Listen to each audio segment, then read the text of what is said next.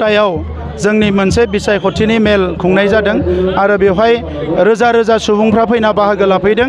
बेवहाय बर'जों लोगोसे गुबुन गुबुन हारिफ्राबो फैदों आरो दिनैनि बे गौमाखौ नायनानै बा गेदारिंखौ नायनानै जों बेखौनो बुंनो हायो जे रौता समस्तिया थांनाय बोसोराव जों जिखिनि डिफारेन्सआव देरहादोंमोन एबार डाबल डिफारेन्सआव देरहानो थांगासिनो दङ आरो रौताजों लोगोसे उदालगुरियाव गासै 10 जोंहा कन्स्टिटुवेन्सि दङ। बे गासैबो 10 कन्स्टिटुवेन्सियाव 10 कन्स्टिटुवेन्सियाव जोंनि दायो प्रग्रेसा जोबोद मोजां। थांनायाव जोङो जेसेबां मोन्दोंमोन बेनिख्रुइ जोङो बांसिन मासि एबार जों उदालगुरि जिल्लायाव मोनगोन बियो रोखा जाबाय आरो हारसिंनो सरकार बानायनो थाखाय जिखिनि जोंनो अनजिमा नांगौ बे अनजिमानिख्रुइ बांसिन जोङो मासि मोनगोन एबा अनजिमा मोननानै जों सरकारखौ दानो हागोन।